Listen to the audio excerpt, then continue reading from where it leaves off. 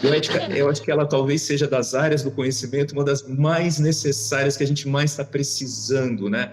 Se instrumentalizar e vivenciar no dia a dia, porque a parte tecnológica está correndo muito além daquilo que as nossas reflexões podem alcançar ou têm se proposto a alcançar. Às vezes, os profissionais querem tomar decisões simpáticas, né? E essas decisões simpáticas, às vezes, não são responsáveis. E nós precisamos ter muita consciência disso. E essa noção, né, desse princípio bioético da responsabilidade do profissionalismo fala muito com a questão da experiência do paciente. É preciso que um outro que está numa posição de mais segurança, portanto, de menos vulnerabilidade, possa esclarecer, né, de uma forma acessível, de uma forma que esse sujeito consiga falar, eu entendi e agora eu consigo participar desse processo decisório, né? Eu gosto muito da categoria de um risco relacional, ou seja, alguém percebeu que aquele paciente está numa situação de vulnerabilidade, alguém percebeu que aquele paciente não compreende as diretrizes do seu tratamento, alguém percebeu que aquele paciente não adere à proposta terapêutica. Isso exige uma relação de alteridade. Olá, seja bem-vindo. Este é o podcast A Experiência do Paciente da Sobresp, a Sociedade Brasileira de Experiência do Paciente e Cuidado Centrado na Pessoa.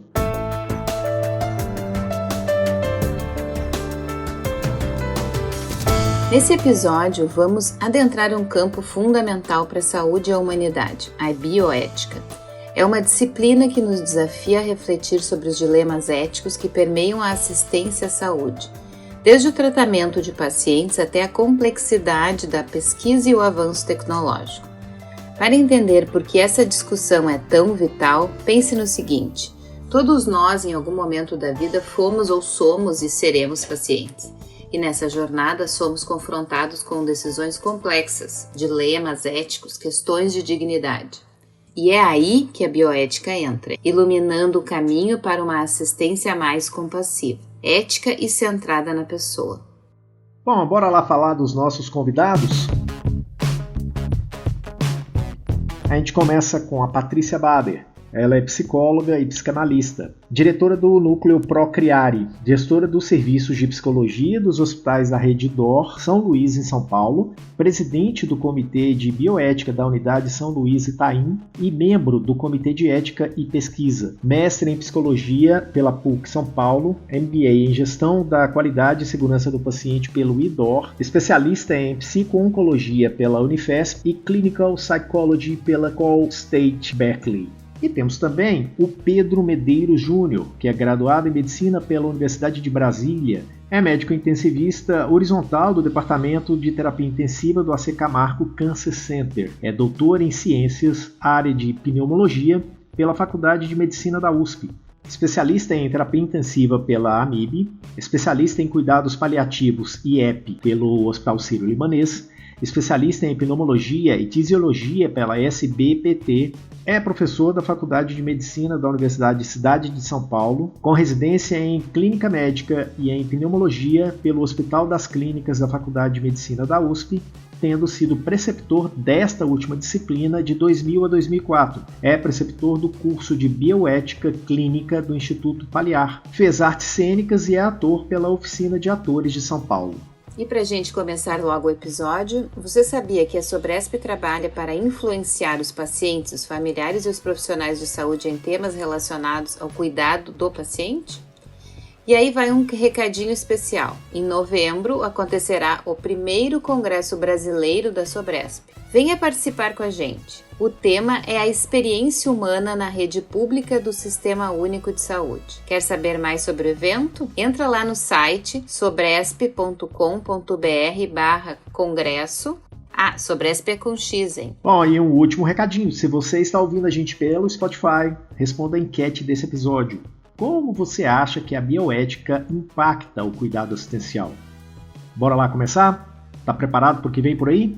Então ajusta seu fone e vem com a gente. Eu sou Túlio Fonseca. Eu sou a Ana Paula Miller, também faço parte do time de marketing da Sobresp e é um prazer fazer parte deste episódio.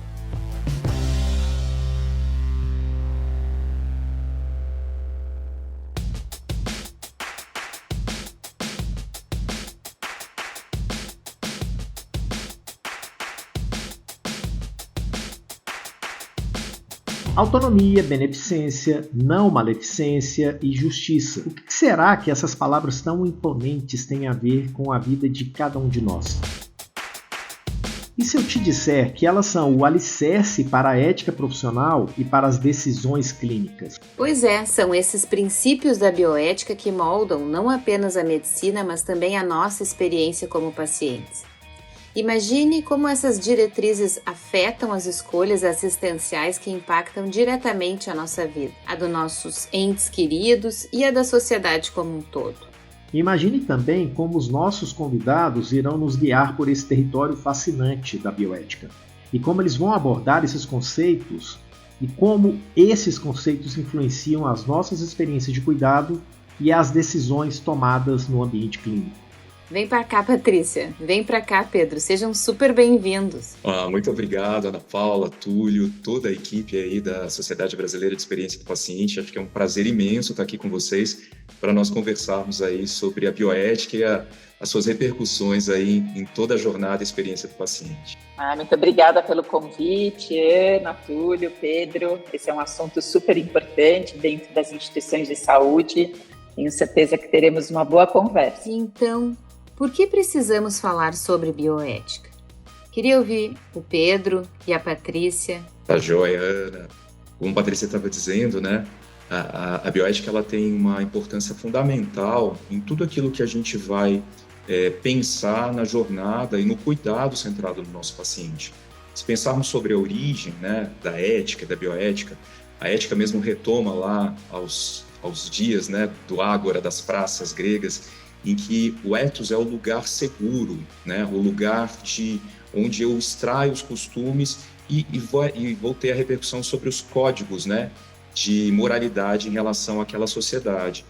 E a ética é exatamente isso, é essa reflexão sobre esses códigos morais, né? O código moral ele vem mais ou menos de uma maneira externa e eu gero essa reflexão a partir da ética. E a bioética em si, ela vai surgir aí por volta do começo do século XX, né? Tem um autor alemão chamado Franz Jarr, ele era um biólogo, antropólogo, sociólogo, e ele, muito preocupado com pós-revolução industrial, vai principalmente pensar em todas as dimensões da sobrevivência dos seres na Terra. E aí começa a trajetória da bioética, que depois vai evoluir nos anos 70, o Van Hassler, e depois o Bushel e Childress, né, nos Estados Unidos, que vão vir com a bioética principialista. Acho que é o começo da nossa jornada, né, Patrícia? Pedro, e eu deixo para você esse estudo, essa retomada histórica, né? Eu trabalho em hospitais há muitos anos como psicóloga, como coordenadora aí de um time grande, e a questão da ética é uma questão fundamental, acho que em todas as áreas da saúde. Isso atravessa a nossa formação, né? E dentro da psicologia não seria diferente. E pensar como hoje em dia, quando a gente tem acesso à informação, temos pacientes, familiares, pessoas que trabalham dentro da instituição com acesso à informação, então instrumentalizadas para discutir as questões pertinentes ao seu cuidado e às suas relações, como é importante que a gente estabeleça um espaço institucional seguro, né? Uma ilha que traga segurança para que a gente possa fomentar, então, discussões que resvalam sempre nos limites, né? Entendo que a questão da bioética, ela fica nessa fronteira ali dos limites que eventualmente orientam a nossa prática.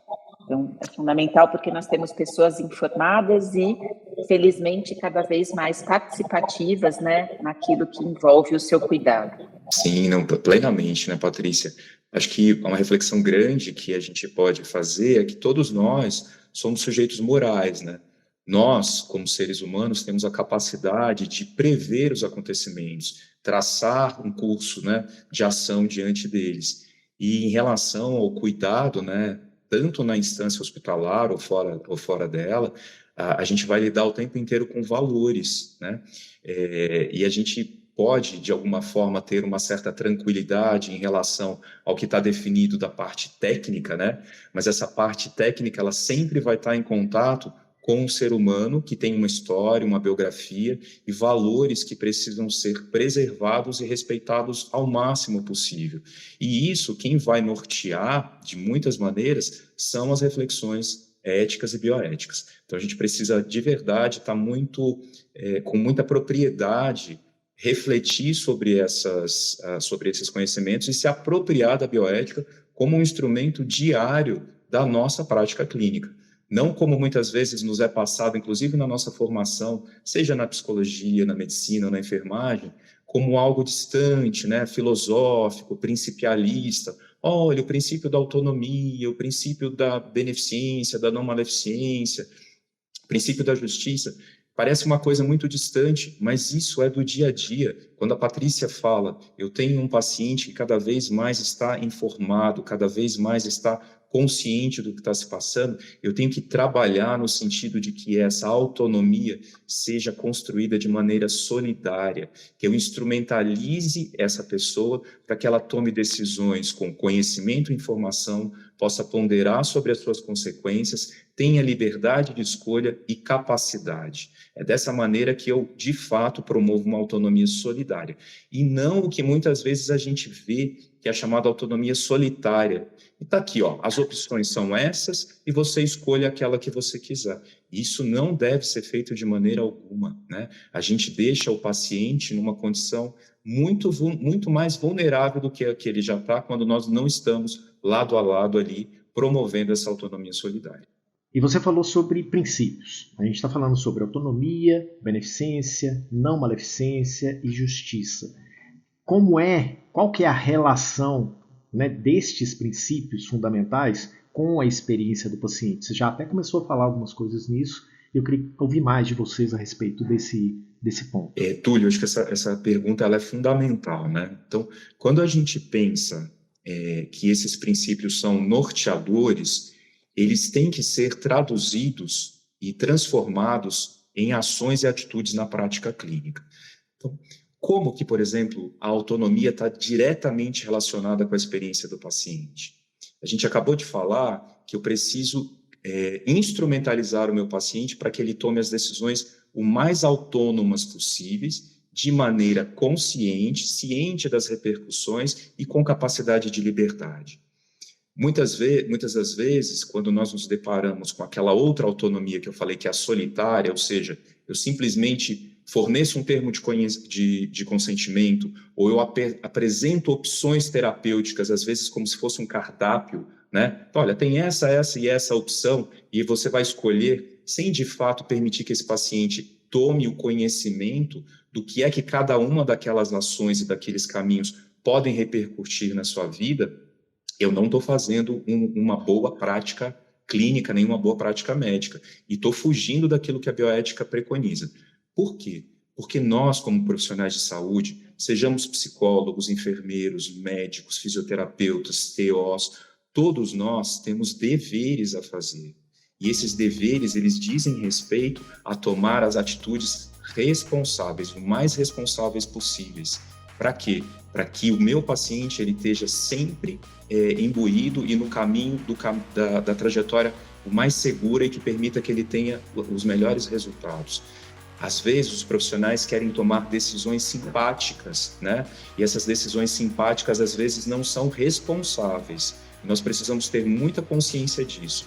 E essa noção, né, desse princípio bioético da responsabilidade do profissionalismo fala muito com a questão da experiência do paciente. Você traz um termo importante, né, Pedro? Eu entendo que dentro das instituições nós temos diretrizes, né, nacionais e também particularidades institucionais que regem, então, o nosso trabalho.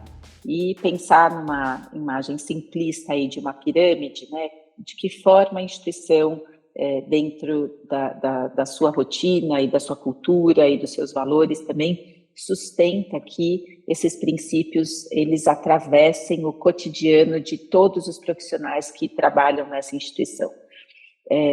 Quando nos deparamos, né, com situações que eu estou chamando aí de limítrofes, que eventualmente chegam até os comitês ou que exigem um colegiado organizado para pensar ali numa melhor saída para aquela situação, eu gosto de pensar na inversão dessa imagem. Então, pensar nessa pirâmide que tem na base, né, valores institucionais, culturais, que sustentam todas as práticas que acontecem em cima de uma base como essa.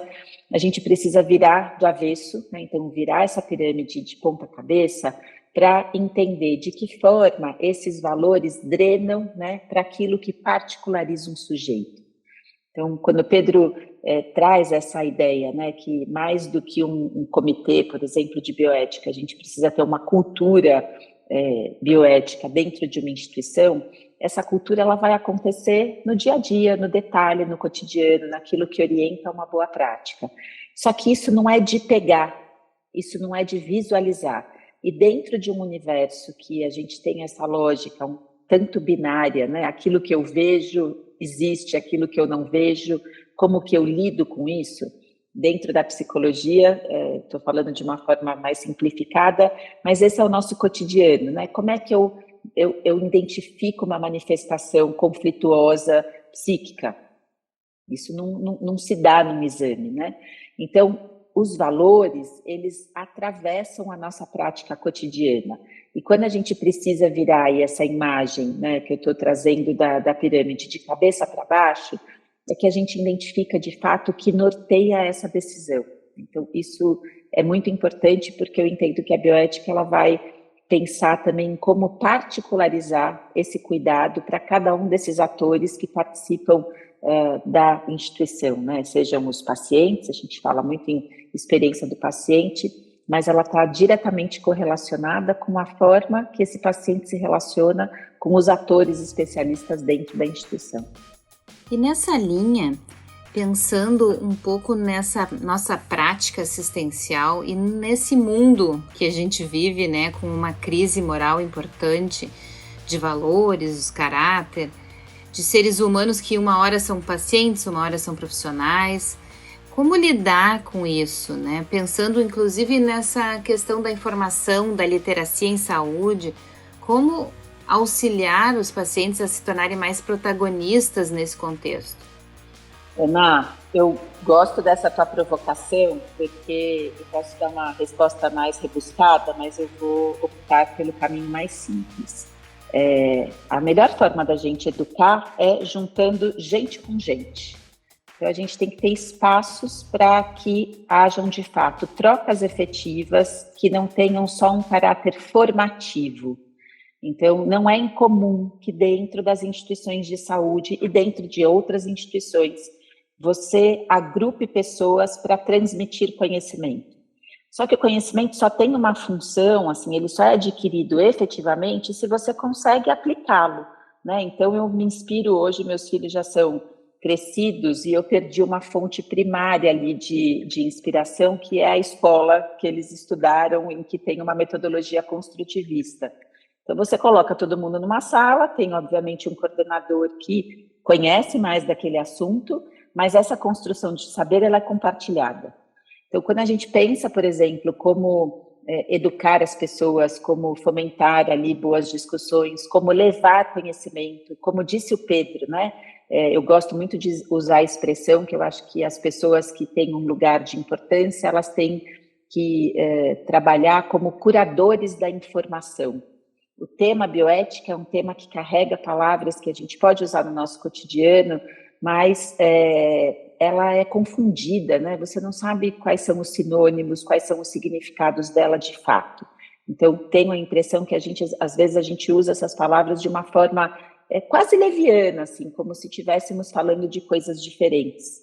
E minha resposta é essa, assim, de que forma a instituição precisa encontrar atores que sirvam como curadores da informação e de que forma a instituição sustenta efetivamente lugares de troca e de aprendizado. Num mundo que nós temos uma pressa, né, na conclusão, tudo é muito rápido, então a informação tem que ser passada de forma rápida e ser aplicada de forma rápida. Esse tempo de estudo, né, que na psicanálise a gente fala, esse tempo de aprendizado, né, um tempo de conhecimento de um acontecimento, ele é abreviado. Então, me demorei aqui, mas para falar, a melhor solução é juntar gente com gente em espaços de troca, penso eu. Então, Ana e Túlio, assim, Patrícia traz elementos fundamentais, né, que a gente, de fato, precisa refletir. A bioética ela tem que ser incorporada como uma cultura nas instituições, né? Muito mais do que pensar em princípios que são distantes e ficam, às vezes, meio filosóficos, eu preciso traduzir para os atores que estão ali, né, os profissionais, a população que está sendo atendida, paciente, sua rede de apoio, família, em exemplos concretos. Eu preciso trazer analogias, eu preciso mostrar que, assim como na pedagogia e na andragogia, existe um fundamento pelo qual aquele conhecimento precisa perpassar todas as instâncias do cuidado. E eu acho que a Patrícia traz um ponto fundamental. Vivemos um tempo em que somos bombardeados por informação, não é nem 24 horas por dia, acho que é 30 horas por dia. Nós somos soterrados e o que acontece é que, se nós não fizermos essa curadoria e não filtrarmos, teremos muito mais ruído do que sinal, e aí nos perdemos nesse processo. Existe um psicólogo chamado Daniel Kahneman, ele foi inclusive ganhador do Prêmio Nobel, e um dos livros mais conhecidos dele se chama Pensar Rápido ou Pensar Devagar. E nós precisamos, do ponto de vista dos valores e da reflexão bioética, pensar devagar. Nós precisamos olhar que existe todo um fluxo de atendimento e de cuidado construído, mas que cada caso de cada paciente é individual. E para isso eu preciso até conhecer como empregar esses princípios, esses valores, de forma a preservá-los naquela situação. Nós, por exemplo, aqui no Brasil, temos muita proximidade com um determinado método de abordagem, que é o chamado método deliberativo. Ele vem muito dos estudos do professor Diego Graça, na Espanha. O professor Josimário Silva, aqui no Brasil, também traz bastante isso. E a partir desse método deliberativo, eu sempre consigo ter um caminho para avaliar da melhor maneira possível qual é aquela justa razão, o justo meio, a decisão mais ponderada, mais prudente, que tanto, por exemplo, um filósofo super importante, que é o Aristóteles, trazia e traz até hoje nos seus escritos que ele deixou para nós. Assim. Nós, como profissionais, sempre temos que buscar essa prudência. Prudência em grego é sabedoria, phronesis. Então, temos que tomar as decisões que sejam mais sábias, mais ponderadas, equilibradas, responsáveis. E para isso, Ana e Túlio, assim, a bioética tem que fazer parte do dia a dia. Não há como não considerá-la em cada atitude que nós tomamos. E claramente, para cada atitude que fazemos, nós deliberamos, até inconscientemente. Da hora que a gente acorda, da hora que a gente vai dormir. Mas nós precisamos trazer luz e consciência para isso, para melhorar os nossos cuidados e atenção aos nossos pacientes e familiares. Bom, vamos para um intervalo rapidinho. Não sai daí, porque no segundo bloco tem muito mais.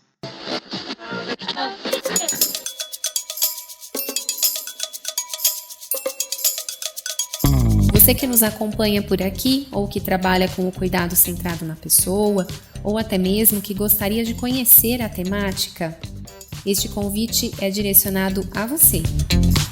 Nos dias 16 e 17 de novembro de 2023, estaremos em congresso, o primeiro Congresso Brasileiro de Experiência do Paciente.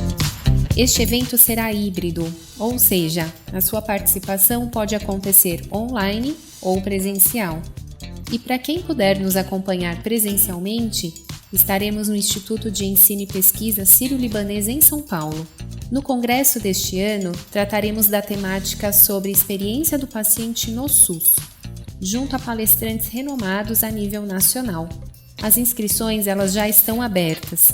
Se você se interessou em estar conosco nessa jornada, temos condições especiais de pagamento das inscrições para grupos de profissionais e conforme os lotes de inscrição.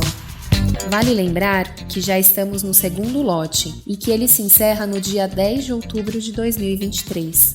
A sua presença será sempre muito bem-vinda na nossa sociedade.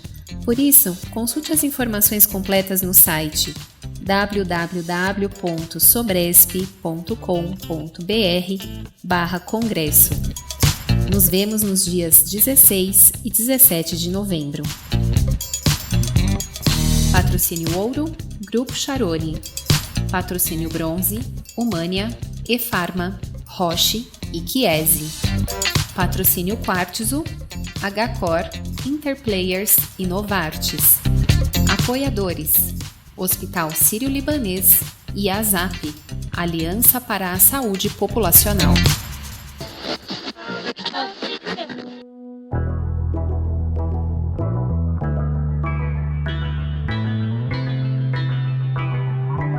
Bom, estamos de volta e eu começo assim.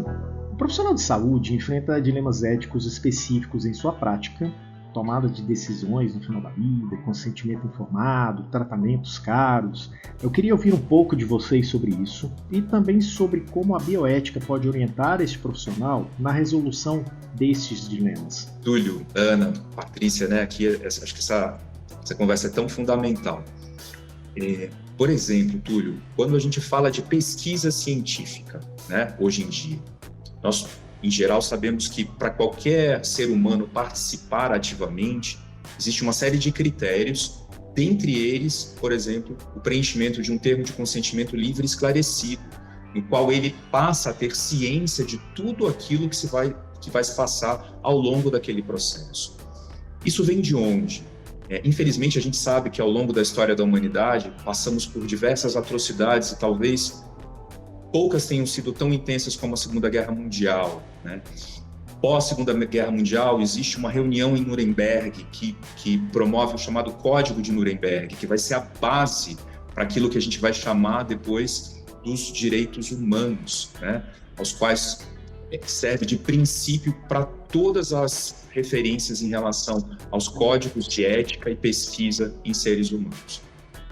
E isso é fundamental de nós refletirmos, porque a aplicabilidade direta da bioética na relação do cuidado com o ser humano. Mais recentemente, nós tivemos, por exemplo, o Pacto de São José, na Costa Rica, do qual o Brasil é signatário também, que reforça vários desses aspectos e coloca como, por exemplo, a questão da preservação da vida como um dos maiores bens e valores que todo ser humano tem que ter. Então, isso se traduz tanto para a questão dos estudos científicos, como, derivado disso, a gente criou um termo de consentimento esclarecido para as próprias realizações dos procedimentos cotidianos da assistência. Agora, todos esses termos, né, eles só têm valor desde que, de fato, eles sejam esclarecidos. De fato, o profissional dedique tempo a dar àquele paciente as informações, a reflexão, a ponderação, para que ele faça uma escolha autônoma. Do contrário, se eu apenas pego um termo, entrego para um paciente assinar sem esclarecer, aquilo ali não tem valor nenhum, porque de fato eu não instrumentalizei o meu paciente. Foi uma mera formalidade, que é altamente questionável, inclusive do ponto de vista jurídico.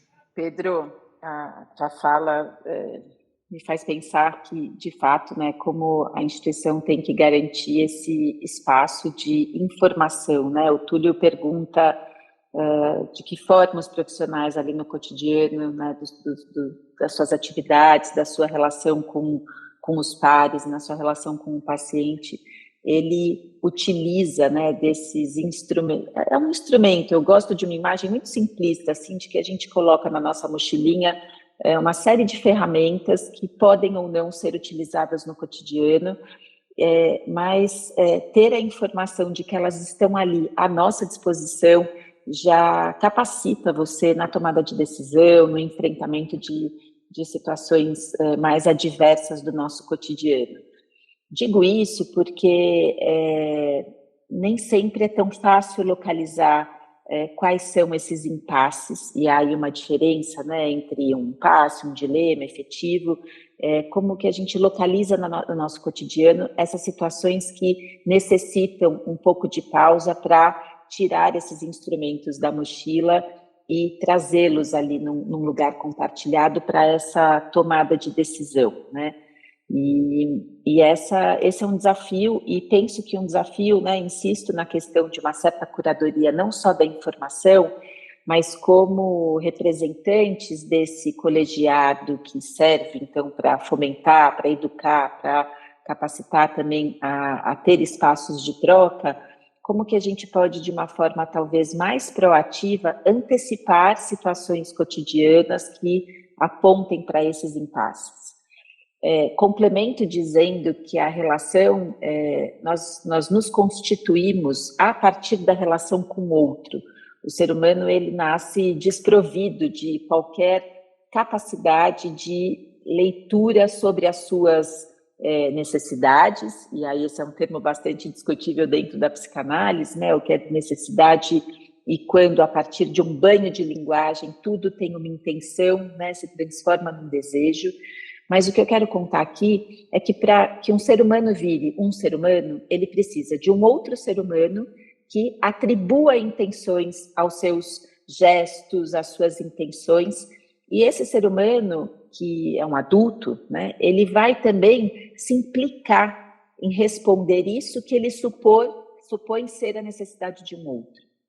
Por que eu fiz essa pequena digressão aqui numa discussão sobre bioética? Quando Pedro fala que a entrega de um documento que tem um nome pomposo, como termo, né, livre, esclarecido, um termo de consentimento, né, eu peço que você consinta, né, de forma livre, a partir de um esclarecimento em relação àquilo que eu vou fazer com você. Você exige que haja um outro nessa relação. Então, nós nos constituímos numa relação de alteridade. E essa relação de alteridade, ela atravessa toda a nossa existência. Então, imaginem que as situações de hospitalização, elas, em geral, encontram pessoas numa situação de vulnerabilidade. É ali, a partir de uma nomeação de um acontecimento que coloca esse sujeito muito fragilizado ali diante da sua integridade física, psíquica e social, e você precisa, então, rapidamente instrumentalizar esse sujeito para que ele possa participar dessa tomada de decisão. É uma língua diferente. Então, a questão da alteridade, ela está posta o tempo inteiro em todas as relações. E eu gosto muito desse conceito, né? Assim, não é um conceito, é uma ideia, peço perdão, que quando a gente pensa numa situação de risco, eu gosto muito da categoria de um risco relacional. Ou seja, alguém percebeu que aquele paciente está numa situação de vulnerabilidade, alguém percebeu que aquele paciente não compreende as diretrizes do seu tratamento, alguém percebeu que aquele paciente não adere à proposta terapêutica. Isso exige uma relação de alteridade. E aí a minha fala, complementando um pouco a fala do Pedro, né? É preciso que um outro que está numa posição de mais segurança, portanto de menos vulnerabilidade, possa esclarecer, né, de uma forma acessível, de uma forma que esse sujeito consiga falar, eu entendi e agora eu consigo participar desse processo decisório, né? Então, essas questões que estão na base ali da constituição humana, elas atravessam todas as relações. Patrícia trouxe um ponto fundamental. Trabalhamos em equipe por isso, porque esses graus de vulneras em latim é ferida, né? Então, esses graus de ferida vão estar em maior ou menor intensidade, e claro que no paciente e na sua rede de apoio, em geral, maior, mas dentro da própria equipe podem ter indivíduos que vão estar em maior ou menor vulnerabilidade. E por isso que o time inteiro ter passado por essa cultura, né, que de fato procura o valor, preservar o valor e incorporar o que a gente chama de bioética ou a ética no seu cuidado, consegue chegar nesse respeito da alteridade que a Patrícia chamou tão bem a importância e cria uma linguagem, né? A gente passa a compreender e constituir o nosso mundo a partir da linguagem, né? Cria uma linguagem nova, que aí possibilita, de fato, chegar nesse lugar de viver uma experiência do paciente digna e íntegra. E o que vocês estão falando me fez lembrar, né? Naqueles momentos da gente estar passando um consentimento informado e procurando esclarecer uma série de detalhes que precisam ser esclarecidos, mas o quanto as pessoas que estão ouvindo, né, aquele receptor ali, ele consegue realmente entender o que aquele emissor está tentando, né, que a gente está ali se esmerando em procurar dar o maior número possível de dados, informações. E bem dentro disso que a Patrícia comentou, porque é uma outra língua, né? São palavras, é uma linguagem diferente do que ele está acostumado. Então, assim, também é um momento de muita carga emocional, né? E isso turva muitas vezes esse entendimento, atrapalha essa comunicação. E eu queria, assim, também que a gente pensasse um pouco nesse novo cenário, né? Pós-pandemia e tal, onde a gente, além de tudo isso, ainda agrega recursos tecnológicos, traz informações sobre riscos genéticos, né? Com todo o desenvolvimento aí da genômica. A gente traz também informações na área de saúde digital, inteligência artificial, uma série de novos recursos são agregados, inclusive para nós, como profissionais, na hora das nossas decisões. Como que é, assim, o olhar de vocês em relação à bioética nesse contexto? A pergunta de 1 milhão, né, de euros, dólares, multiplicados por, enfim, por muitos números.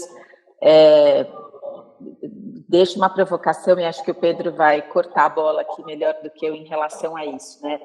Do ponto de vista psíquico, né, o Pedro disse lá atrás, né, nós temos uma competência humana que é antecipar o futuro. Então, isso é do ser humano. Nós não conseguimos não pensar antecipadamente num acontecimento.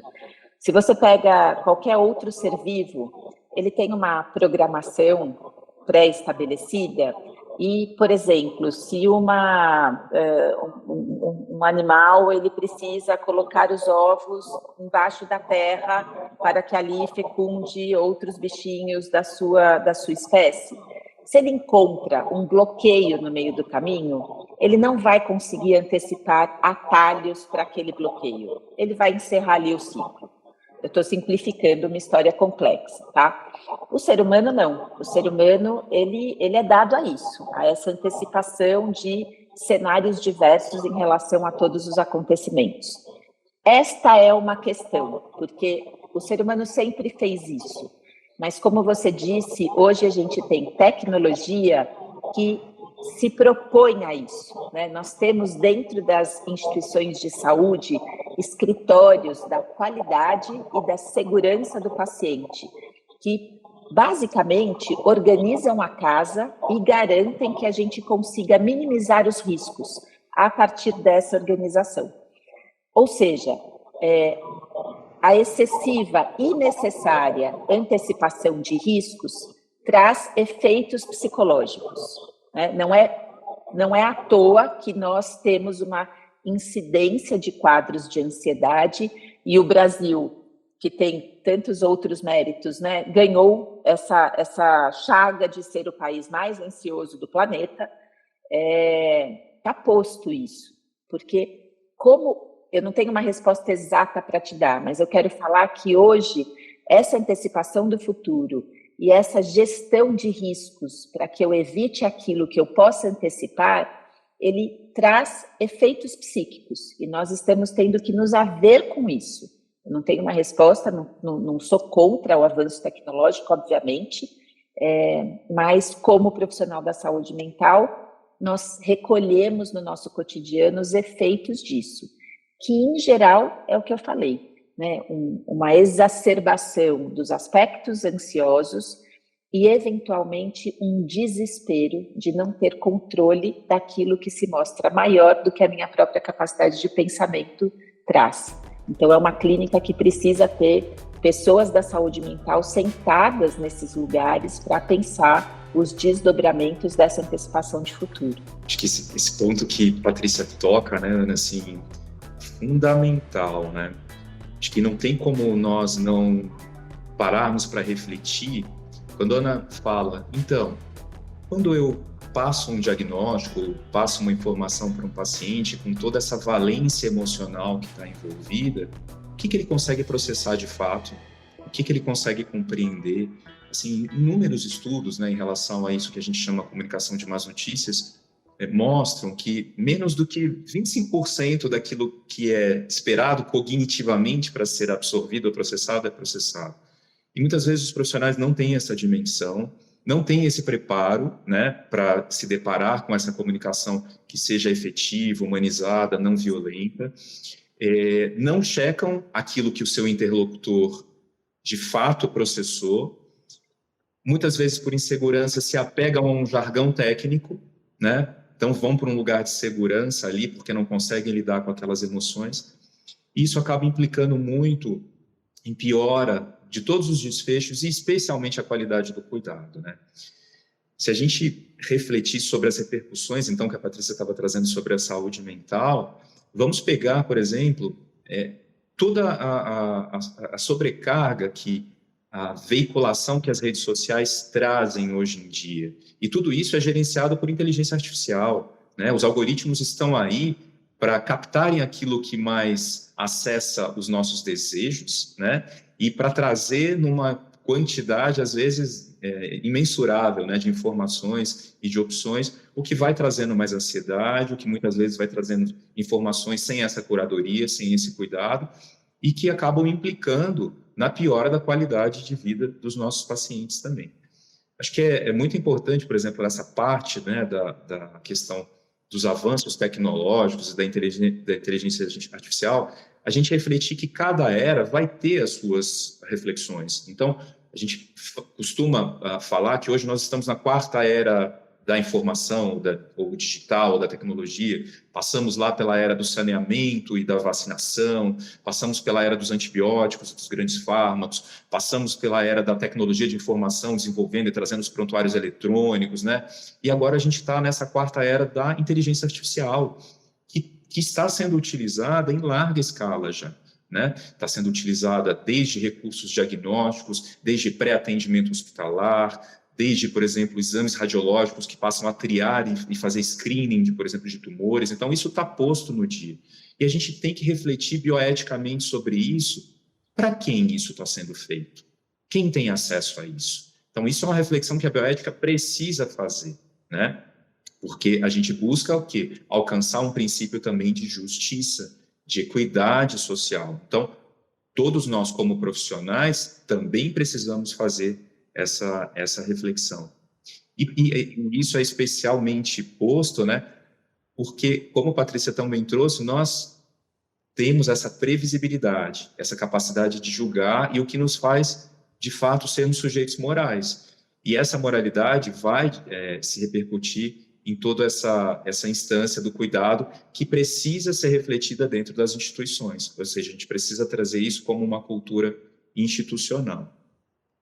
Em relação à parte genética, Ana, e Túlio e Patrícia, assim, tem inúmeras questões, acho que, para serem discutidas, desde a questão do rastreamento de doenças, melhoramento genético, escolha de sexo, assim, tem muitas questões que estão postas e que eu acho que só fazem reafirmar a nossa primeira pergunta. Por que a bioética é necessária? A bioética, eu acho que ela talvez seja das áreas do conhecimento uma das mais necessárias que a gente mais está precisando, né?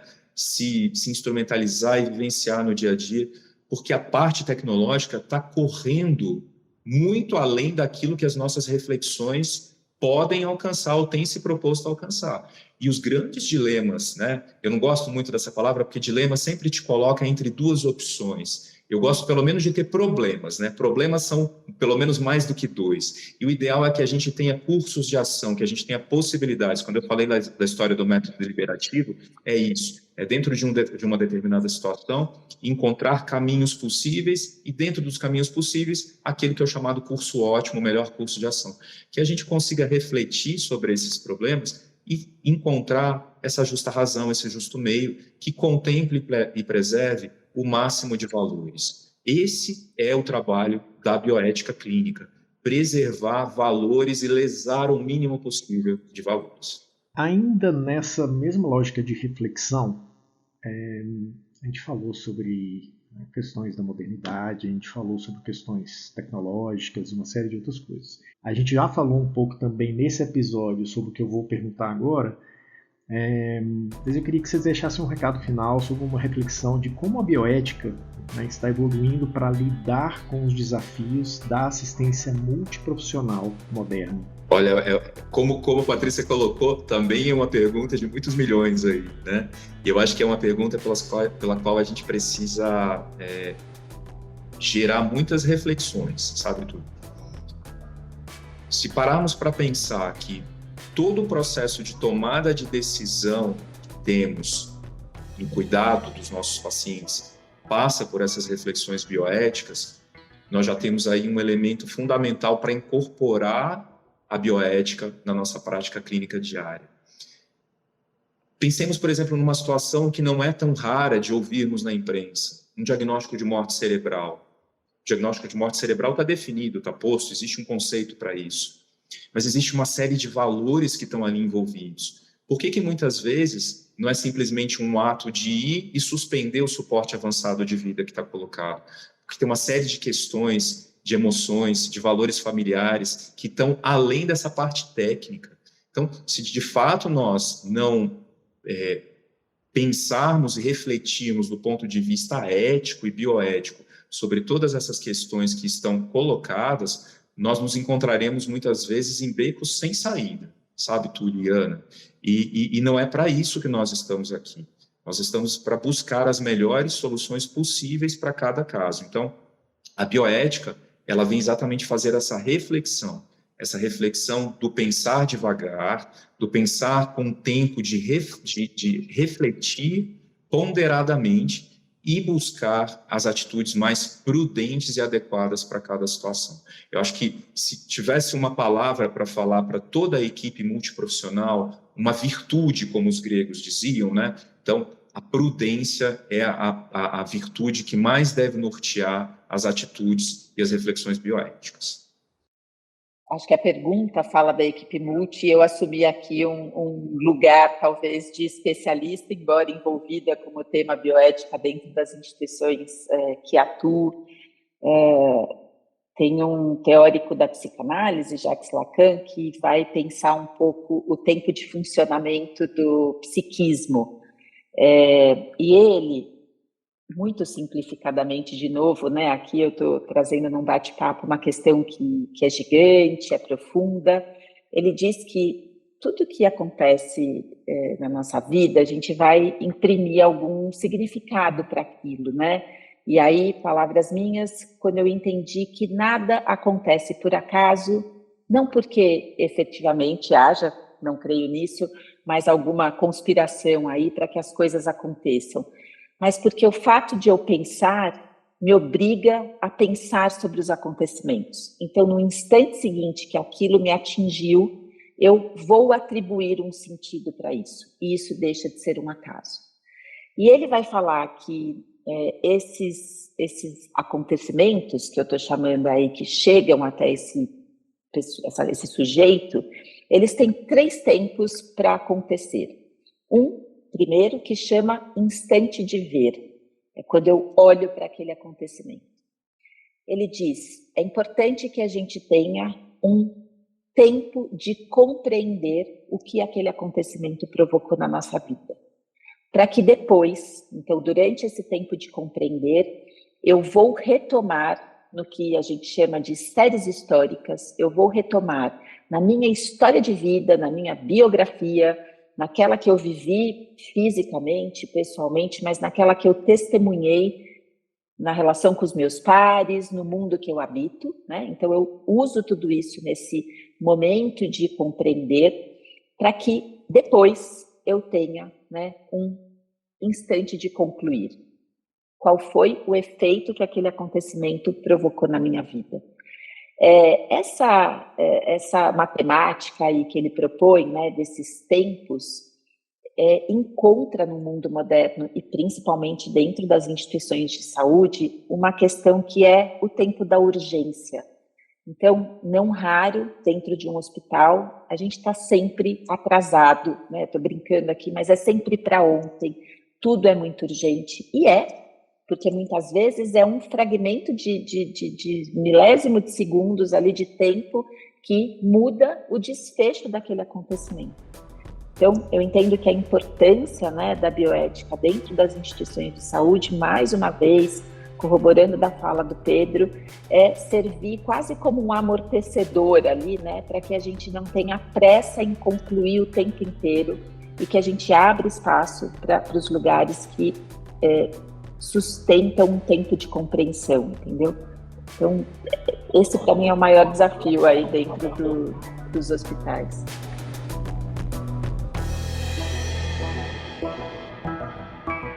Bom, é isso, gente. Patrícia, Pedro, foi muito legal falar com vocês hoje sobre esse tema. A gente podia ficar falando sobre isso aqui mais alguns episódios afinco, né? Mas é isso, a Sobresp agradece muito pela dedicação, né, por toda a entrega, todo o carinho e por terem contribuído tanto com cada um que está até agora aqui ouvindo esse podcast.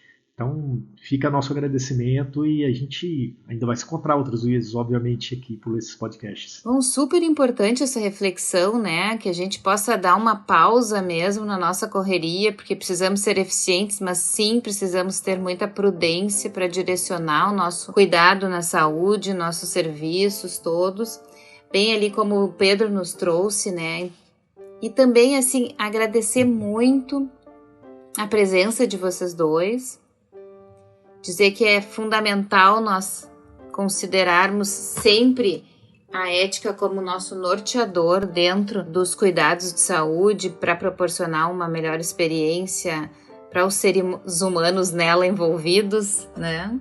Agradeço demais, gente, assim, Túlio, Ana, a Carla, Dr. Carlos Eduardo, Cadu, que me indicou para conversar com vocês, a todos aí da experiência do paciente, Marcelo, Will, todo esse time incrível, e poder estar aqui com a Patrícia também, um prazer imenso, aprendi demais, foi uma troca muito, muito gostosa mesmo. Muito obrigado aí pela oportunidade. Obrigada a todos, obrigada Pedro, muito prazer. Já anotei o contato aqui para pensar num trabalho junto aqui dentro da instituição. E componho a lista de agradecimentos também a Gisele Carvalho, que participa da sociedade, que foi quem também indicou aqui meu nome para essa conversa. Muito obrigada. E chegamos ao fim deste episódio do podcast A Experiência do Paciente. Hoje a gente viu a bioética como um pilar essencial para a prática assistencial e o cuidado com o paciente. Os dilemas éticos que discutimos são parte integrante do cotidiano da assistência à saúde e a bioética fornece as ferramentas para enfrentá-los com responsabilidade e humanidade. E queríamos agradecer aos convidados que abriram gentilmente o espaço em suas agendas de trabalho para falar com a gente. Em alguns momentos você vai ouvir inclusive alguns sons no fundo. Eles estavam efetivamente dentro dos locais de trabalho para contribuir com a gente nesse dia de hoje. Falamos com a psicóloga Patrícia Bader e com o médico Pedro Medeiros Júnior, que compartilharam conosco insights valiosos. Que essa conversa inspire a cada um de vocês e ajude a refletir mais profundamente sobre as questões éticas que moldam nosso sistema de saúde e a experiência de cada paciente. O podcast A Experiência do Paciente é uma produção da Map2B Planejamento, Marketing e Negócios para a Sobresp. Curtiu o conteúdo de hoje? Então compartilhe o episódio com as pessoas que você conhece e que estão ao seu redor. E já aproveita para favoritar a gente no seu tocador preferido. Lembre-se, se você está ouvindo pelo Spotify, aproveite para responder a enquete deste episódio. Como você acha que a bioética impacta o cuidado assistencial? Bom, é isso. Obrigado por hoje e a gente vai se ver no próximo episódio. Bye, bye. Tchau, gente. Até o próximo episódio.